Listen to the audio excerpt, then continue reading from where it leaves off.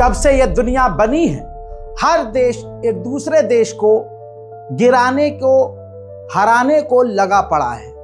कोई भी देश हो, और रहस्य में हथियार बनाता है और कोशिश करता है कि दूसरे को हम कमजोर कर सके। ऐसे में अमेरिका दुनिया में हमेशा आगे रहना चाहता था। ऐसे ही इतिहास की एक घटना है। इस घटना का आज तक मामला खुलकर सामने नहीं आया है कि इसके पीछे था कौन, मकसद क्या था। वो तमाम तरह के सवाल अभी भी बाकी हैं। अमेरिका के ऊपर एक हमला हुआ था। जी हाँ, हवाना सिंड्रोम अगर आप लिखेंगे गूगल पे तो आपको पता कुछ चलेगा, लेकिन डिटेल में और कम वक्त में आज आपको रज़ाग्राफी सोशल पर बताने वाला हूँ कि क्या था हवाना syndrome. In the last couple of years, dozens of American diplomats and spies have fallen prey to what is described as the Havana Syndrome. Havana Syndrome. Havana Syndrome. Havana Syndrome. Havana Syndrome. Havana Syndrome. Havana Syndrome. Havana Syndrome. Havana Syndrome. Havana Syndrome. Havana Syndrome. Havana Syndrome got its namesake in 2016 after 26 diplomats and their families in Havana, Cuba began experiencing dizziness, headache, fatigue, nausea, anxiety, memory loss, even brain damage. The cause is believed to be some sort of device emitting ultrasonic or microwave energy.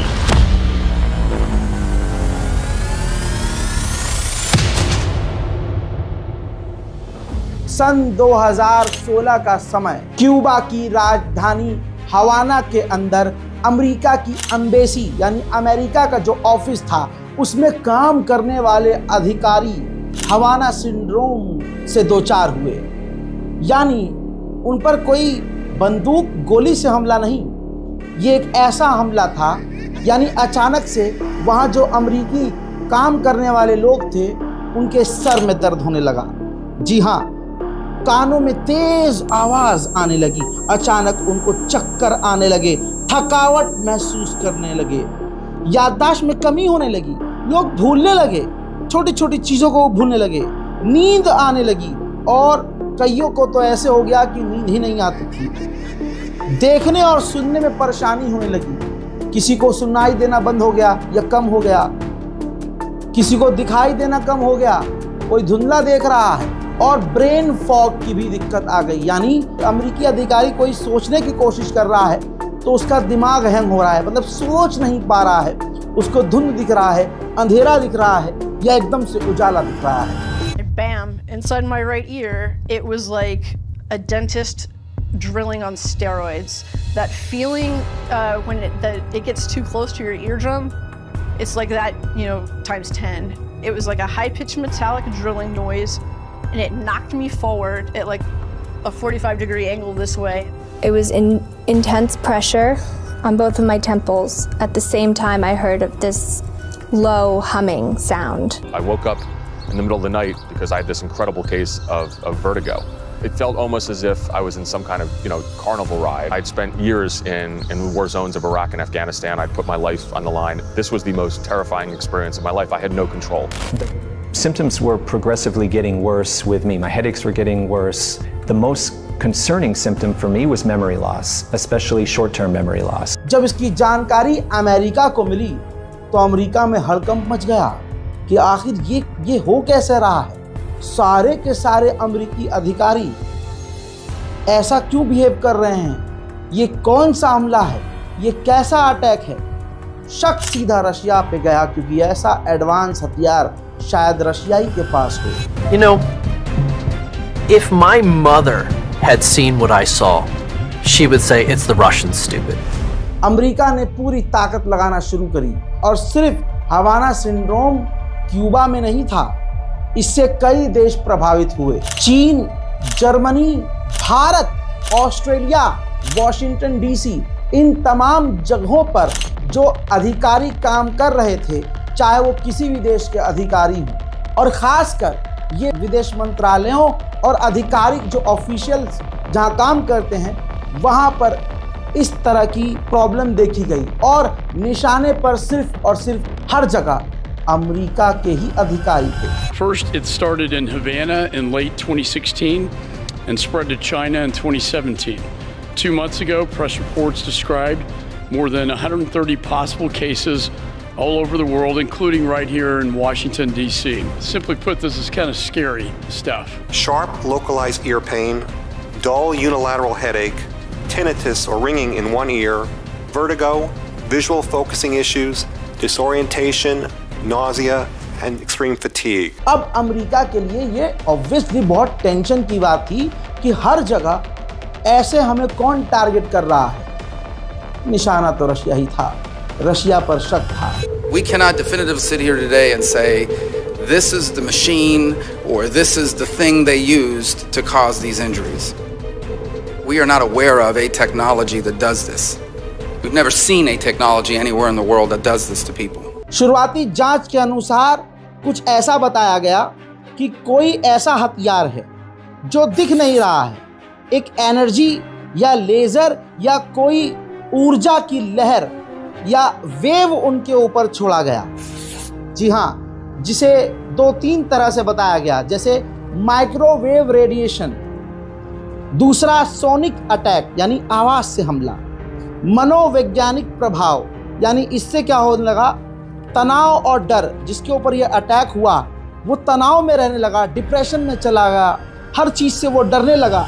I can say that new technology is helping us more quickly and thoroughly evaluate a variety of potential causes of these incidents, and we've distributed across posts so that we can respond rapidly to new reports. ये एक ऐसा हमला था जिसके बारे में किसी को कुछ पता ही नहीं था, न बंदूक, न मिसाइल, न रॉकेट, लेकिन पता कुछ नहीं था। एक ऊंची सी आवाज, कान के अंदर सीटी बजने वाली आवाज भी कईयों को महसूस हुई। As many as 200 Americans working abroad have who traveled to India this month is the latest flight to Vietnam. This year, 24 new cases in Vienna, another in Berlin. U.S. officials say potential victims on every continent but Antarctica. We are investigating and reviewing reports of incidents from all around the world. इसके बाद America पूरी तरह से बौखला गया। America ने पूरी ताकत डाल दी कि पता करो कि ये किसने किया है। There has been more openness in the Biden administration to acknowledge what's going on, but it's still not transparent enough. President Biden signed a new law granting financial support to government officials who have been victims of the mysterious Havana syndrome. We will leave no stone unturned to get to the bottom of what and who is behind these incidents. I don't think anyone should doubt the sense of urgency that we have or our determination. America इतना सहम गया था, America ने उस वक्त अपने देश के लिए ये राष्ट्र सुरक्षा का मुद्दा माना और जो प्रभावित लोग थे जिन पर ये अटैक हुआ था उनको मेडिकल ट्रीटमेंट दिया और उनको मुआवजा भी दिया। Many years, American personnel serving in Cuba, China, and elsewhere have experienced unexplained, serious medical harm, including, in some cases, permanent brain injuries. These conditions are believed to be connected to a mysterious direct energy weapon used by those who are our adversaries. कई report से खुलासा हुआ और कई reports में ये इल्ज़ाम लगा कि जो रशिया की खुफिया एजेंसी GRU है, ये काम उसका है। लेकिन दोस्तों, अभी का हाल ये है कि अमेरिका ने 2022 में कहा था कि किसी विदेशी शक्ति के द्वारा पूरी प्लानिंग के तहत हमारे अधिकारी और जासूसों को निशाना बनाया गया, लेकिन हमारे पास कोई पुख्ता सबूत नहीं है कि ये असल में किसने किया।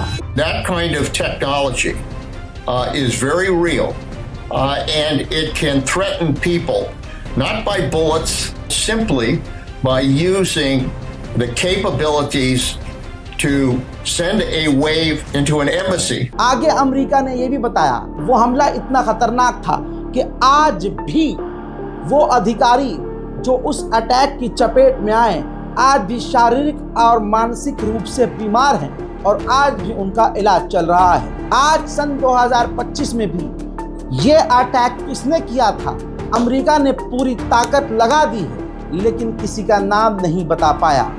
हॉलीवुड की कई फिल्मों में हवाना सिंड्रोम को रूस का अटैक बताया गया, लेकिन कोई भी सबूत अमेरिका पेश न कर सका, जिसकी वजह से आज तक ये हवाना सिंड्रोम जो अटैक था मिस्ट्री बना हुआ है। शायद इसीलिए अमेरिका रूस से सामने से आकर टक्कर नहीं लेना चाहता, क्योंकि कहीं ना कहीं अमेरिका को यह डर है कि रशिया के पास पता नहीं ऐसे छुपे हुए कितने हथियार हैं। आपने सही समझा, हवाना सिंड्रोम के पीछे किसका हाथ था, आज तक अमेरिका और अमेरिका के कोई भी साथी देश पता नहीं लगा पाए। यह था हवाना सिंड्रोम। कैसा लगा जानकर राय कमेंट में लिखिएगा, रिपोर्ट को शेयर कीजिएगा। जय हिंद।